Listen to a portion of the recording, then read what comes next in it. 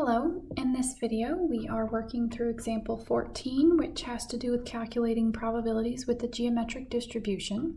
We're going to do it very similarly to how we did it with the binomial distribution, and that we're going to use a calculator, but instead of using Binom PDF and Binom CDF, we're going to use Geomet PDF and Geomet CDF for the geometric distribution.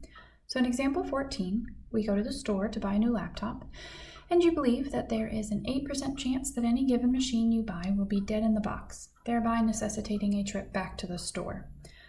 So first off, we're going to find the probability that exactly 2 trips are needed to get a working machine. So in other words, the second machine you get is the first one that works properly. So first, let's think through this situation. Yes, we're talking about geometric distribution, so it's probably going to end up being geometric distribution, but in general, you need to be able to determine the difference between geometric and binomial. So let's think through the situation. We are going to keep buying a laptop until we get one that works, which means we don't have a set number of laptops that we're going to buy. So we don't have a set number of trials, so it can't be binomial, but we are considering trials in which there are 2 options. 1, the machine works, or 2, the machine doesn't work. We are going to continue doing this until we get a success, a machine working. Each machine is independent of the other ones, so that means that we are talking about a geometric problem. So we are going to define x as the number of trips until,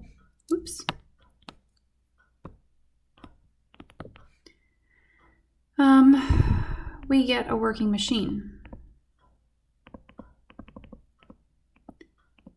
So that means that a working machine is our success.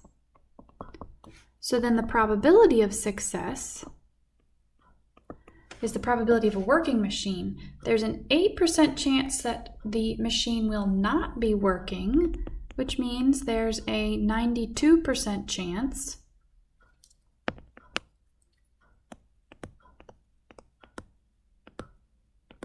that it will work.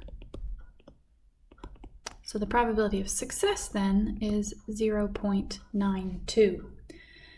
So this means that x is a geometric random variable with probability of success being 0.92, and we want to know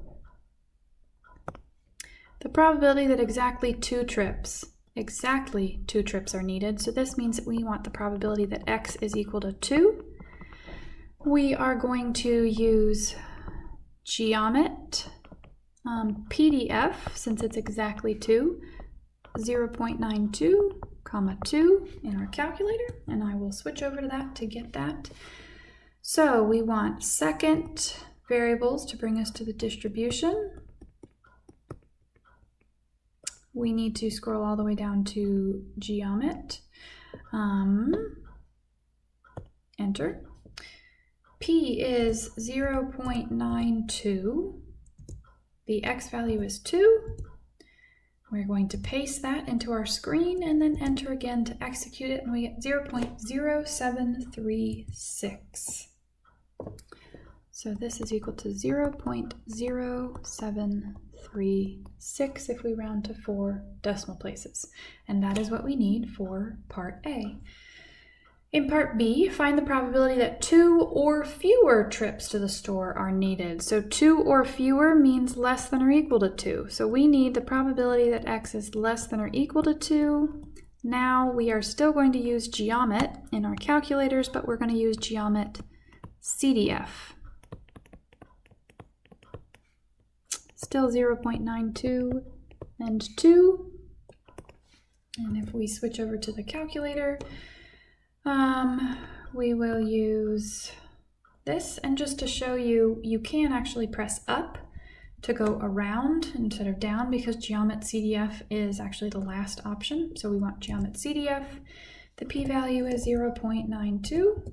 The x value is 2. We'll paste that into our screen. Press enter again, and we get 0.9936. If you recall, probability maxes out at 1. So this is very close to the maximum. It is almost guaranteed that we will have to do 2 or fewer trips to the store. Next, find the probability that 4 or more trips to the store are needed. 4 or more means greater than or equal to 4. So the probability that x is greater than or equal to 4, well, remember that we always need, for the calculator, we need less than or equal to. So the first thing we're going to do is rewrite this as 1 minus the probability that x is strictly less than 4, since those two are complements. But we need less than or equal to. This is a discrete random variable, so strictly less than 4 is the same thing as less than or equal to 3. So this is 1 minus the probability that x is less than or equal to 3. And now we can use our calculator. We will use a cumulative function with 0.92 as our p-value and 3 as our x value. So we have 1 minus Geomet CDF. Now we change that to a 3. Paste that in, and there we go. 5.12 times 10 to the negative 4.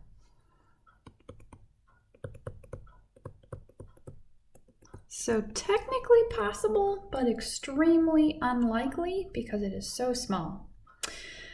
Now, another question, follow-up. A large retailer orders 8 of these machines. Find the probability that 2 or more of them are dead in the box. Well, this is a little bit different than what we've previously been considering because of the fact that we have a set number of machines. So we have a set number of trials that we can do. And whenever we have a set number of trials, this means that we now have a binomial problem, not a geometric. Because the company is not just going to test until they find one that works or test until they find one that is dead. They have a specific number of machines that they're going to test all of them, and they want to see if 2 or more of them are going to be dead in the box.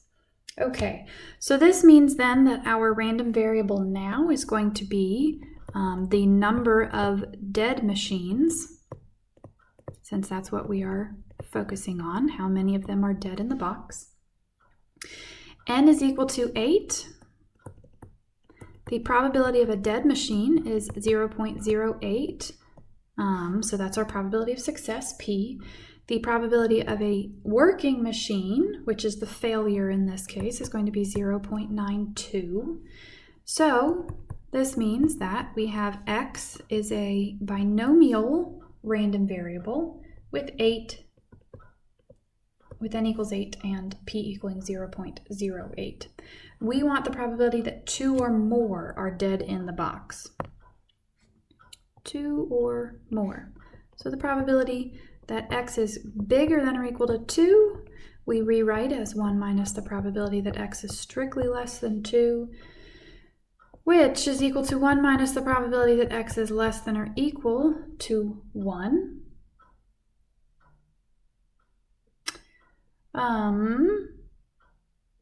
So that is going to be 1 minus binom CDF of 0.92 and 1. So going to our calculator then, 1 minus, I'm going to scroll back around because that's a little bit faster, binom CDF.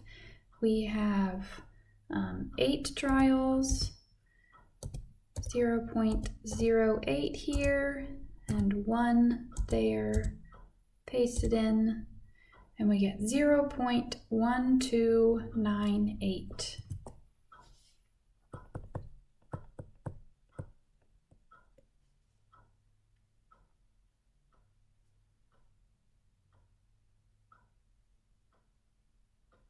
Okay, so it is possible that there will be 2 or more dead in the box, but not very likely.